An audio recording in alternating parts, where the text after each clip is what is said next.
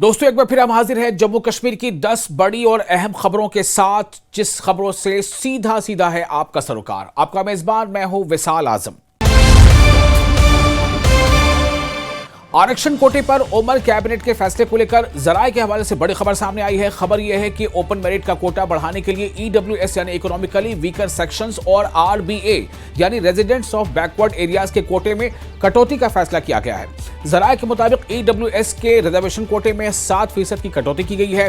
EWS का कोटा कम करके 10 से 3% कर दिया गया है। वहीं आरबीए का कोटा 3% घटाकर 10 से 7% कर दिया गया है। जराये के मुताबिक हुकूमत ने रिजर्वेशन पर कैबिनेट की जो ज़ैली कमेटी है उसकी सिफारिश की बुनियाद पर यह फैसला लिया है। ईडब्ल्यूएस और आरबीए का रिजर्वेशन कोटा ओपन मेरिट के लिए नौकरियां और सीटें बढ़ाने के लिए हुआ है। जराये के मुताबिक नौकरियों और एडमिशन में ओपन मेरिट के लिए मिनिमम 40% सीटें रहेंगी। सरकार को इंतजार है उसके फैसले पर एलजी की मंजूरी का। बीजेपी के तर्जुमान अल्ताफ ठाकुर ने जम्मू कश्मीर में माली तौर से कमजोर कैटेगरीज और आरबीए के लिए कोटा कम करने के उमर अब्दुल्ला हुकूमत के फैसले की कड़ी तनकीद की है। अल्ताफ ठाकुर ने कहा कि यह फैसला बिल्कुल मंजूर नहीं है और यह हुकूमत के गरीब विरोधी रवैये को दिखाता है। नेशनल कॉन्फ्रेंस के जम्मू प्रोविंशियल प्रेसिडेंट रतन लाल गुप्ता ने रिजर्वेशन के मुद्दे पर बीजेपी पर जवाबी हमला बोला है। उन्होंने कहा कि यह हैरानी की बात है कि बीजेपी कैबिनेट से मंजूर फाइल में क्या लिखा है ये जाने बगैर ही रिजर्वेशन के मुद्दे पर आंदोलन शुरू करने की चेतावनी दे रही है। साथ ही कहा कि एलजी ने अभी तक फाइल को मंजूरी नहीं दी है। टाइम लगाएंगे, कब भेजेंगे, करें भेजेंगे या नहीं भेजेंगे, वो जब आएगी फाइल तो उसके बाद हम कोई तबसरा कर सकते हैं कि साहब क्या हुआ, अच्छा है या बुरा है। बीजेपी इस वक्त फ्रस्ट्रेशन में, कोई उनके पास मुद्दा है नहीं। कभी वो एक मुद्दे को पकड़ते हैं, कभी दूसरे को, ना उसमें कोई वैल्यू है। उनका कहने का मकसद ये है कि भाई अपने तौर पे ही वो कर रहे हैं, पहले पता तो चले है क्या। वो तब तक पता नहीं चलेगा तब जब तक एलजी साहब साइन कर। श्री माता वैष्णो देवी यूनिवर्सिटी एडमिशन तनाज़ा मामले में कड़कयाल और सिरा कोटला के लोगों ने रियासी में मुजाहरा किया। इस दौरान लोगों ने वजीर आला, श्राइन बोर्ड और जम्मू कश्मीर सरकार के खिलाफ नारेबाजी की। ये वो लोग हैं जिन लोगों की जमीन पर यह यूनिवर्सिटी बनी है। सुनिए इन लोगों का क्या कहना है। हमारी जमीन एक्वायर की आपने जबरदस्ती, और लोग देना भी नहीं चाहते थे। आपने मसल पावर यूज करके हमसे जमीन छीनी और श्राइन बोर्ड को दी, और लोगों को पैसे कितने दिए? 10,000, 15,000, 25,000 रुपया कनाल। को बताना चाहता हूँ, जो कड़कयाल की जमीन थी 3200 कनाल, उस पर पूरी यूनिवर्सिटी एस्टेब्लिश हुई है। और जो सीडा की जमीन थी 1200 कनाल, उस पर नारायणा हॉस्पिटल बना है, नर्सिंग कॉलेज बना है। उसके बाद ये जो मेडिकल कॉलेज बन रहा है पूरा सीडा की जमीन पे बन रहा है। और उमर अब्दुल्ला जी कहते हैं कि ये सरकारी लैंड पे बन रहा है सब कुछ। तो हम यही कहना चाहते हैं, क्योंकि हमारे बच्चों के बारे में सोचिए, हमने 20 साल 25 साल कैसे गुजारे हैं। इस लड़ाई के चक्कर में हमारे बुजुर्गों ने अपनी जान दे दी, मगर वो आज तक हल नहीं हुआ। आज भी हम कोर्ट कचहरियों में घूम रहे हैं। तो उमर अब्दुल्ला साहब ये क्यों ऐसी बात कर रहे हैं? जमीन मालकों की है, उनकी ज़मीन कहाँ से आई?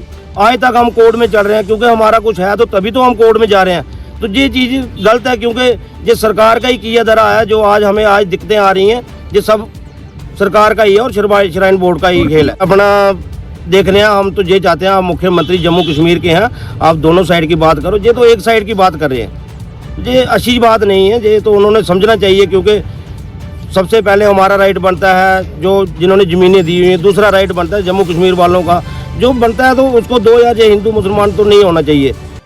एमएलए सोनावारी हिलाल अकबर लोन ने सुंबल इरिगेशन कॉलोनी में एक नई एसडीएम ऑफिस बिल्डिंग कंस्ट्रक्शन का संग बुनियाद रखा। ये प्रोजेक्ट जिसका तखमीना लगभग 46 लाख रुपए लगाया गया है, जिसमें एक 2 मंजिला स्ट्रक्चर होगा और इसे roads and building department Sumbal तामीर करेगा। इसकी पुलवामा में पहली बार किसी मरीज का डिस्ट्रिक्ट हॉस्पिटल से ट्रांसफर करके सीएचसी लेवल पर कामयाब ऑपरेशन किया गया। उत्तर प्रदेश के मुजफ्फरपुर के रहने वाले मनोज साहनी नाम के मरीज की राजपुरा के कम्युनिटी हेल्थ सेंटर में कामयाब लैप्रोस्कोपिक गॉल ब्लैडर सर्जरी हुई। मनोज के गॉल ब्लैडर में सूजन होने की वजह से डिस्ट्रिक्ट हॉस्पिटल पुलवामा ने ऑपरेशन नहीं किया था, लेकिन सीएचसी लेवल पर बेहतर मेडिकल इंफ्रास्ट्रक्चर की वजह से राजपुरा सीएचसी में डॉक्टर आदिल और डॉक्टर असगर की देखरेख में ऑपरेशन कामयाबी के साथ पूरा हुआ। हम जब यहाँ आए, हमने इवेलुएट किया, हमने देखा इसका गॉल ब्लैडर काफ़ी सूजा हुआ था और एक जो स्टोन थी वो फंस गई थी इसके नेक में।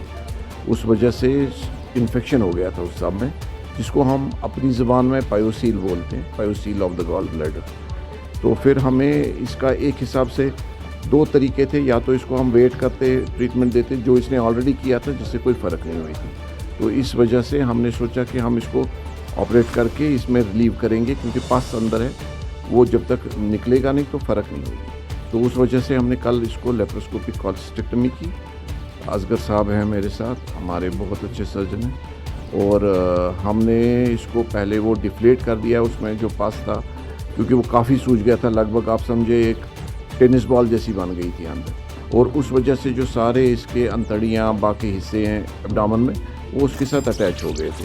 तो उस वजह से हमें भी थोड़ी दिक्कत हुई, लेकिन आहिस्ता आहिस्ता आराम से हमने इसको वो पस निकाला और पूरा सारा डिसेक्ट करके फिर कॉलसिस्टेक्टमी की। हॉर्टिकल्चर डिपार्टमेंट ने पुलवामा जिले के एसटी कैटेगरी के फल किसानों को एक दिन के ट्रेनिंग प्रोग्राम पर भेजा है। फल किसानों के स्टोर को एडिशनल डीसी पुलवामा ने डीसी ऑफिस पुलवामा से हरी झंडी दिखाकर रवाना किया।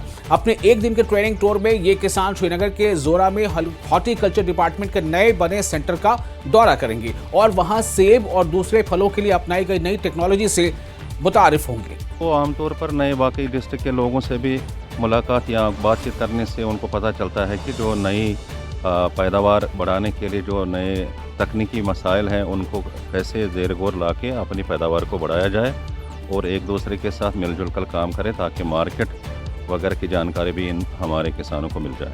राजौरी में एग्रीकल्चर डिपार्टमेंट की तरफ से बेदारी रैली का इनेकाद किया गया, जिसमें स्कूली तलबा ने हिस्सा लिया। वहीं इस रैली में पैगाम दिया गया कि फास्ट फूड को छोड़कर लोग अपने खेतों में पैदा होने वाली चीजों का इस्तेमाल करें ताकि उनकी सेहत अच्छी रहे। एडीसी राजौरी ने हरी झंडी दिखाकर इस रैली को रवाना किया। वाइल्ड लाइफ डिपार्टमेंट की टीम ने त्राल के 2 अलग अलग इलाकों में ऑपरेशन करते हुए 2 जंगली भालुओं को कामयाबी के साथ पकड़ लिया है। एक भालू को मंडोरा गांव से और दूसरे को अलीगुंड त्राल इलाके से पहुंचाया गया है। Wildlife warden Sohail Ahmed के मुताबिक जंगलों में खाने की कमी की वजह से जंगली भालू बस्तियों की ओर रुख कर रहे हैं। गांदरबल के बाबा दरियादीन नागबल के लोगों ने पावर डेवलपमेंट डिपार्टमेंट पर इल्जाम लगाया है कि इलाके में स्मार्ट मीटर लगाने के उनके हालिया मुखालफत के बावजूद बिजली काट दी गई है। यानी मुखालफत उन्होंने की, उसके बाद क्या किया गया, बिजली काट दी गई। मकामी लोगों के मुताबिक मीटर लगाने का जो अभियान है उसका विरोध करने के तुरंत बाद जानबूझकर बिजली काट दी गई, जिससे पूरा इलाका अंधेरे में डूब गया। उन्होंने कहा कि इस कार्रवाई से बहुत परेशानी हो रही है, खासकर तालिब इल्मों और बुजुर्गों को।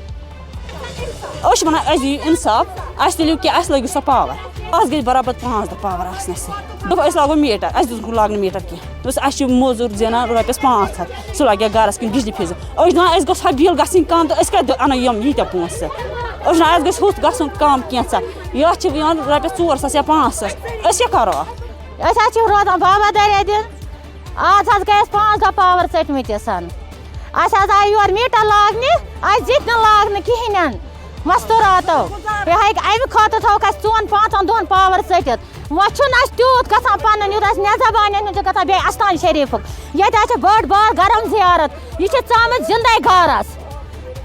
बारामूला जिले के टंगबर के गौहर अली लोन ने अपनी मेहनत से खेती के शोबे में अपना नाम कमाया है। उन्हें नेशनल लेवल पर ऑफिशियल रूप से पहचान मिली है। गौहर को कई नेशनल अवार्ड तो मिले ही हैं, साथ ही उन्हें भारत के टॉप 40 कामयाब युवा खेती करने वालों में भी चुना गया है। यह अवार्ड उन्हें 9 दिसंबर को दिल्ली में दिया जाएगा। गौहर अली लोन की ये कामयाबी टंगमर के नौजवानों के बढ़ते टैलेंट और पक्के इरादे को दर्शाती है।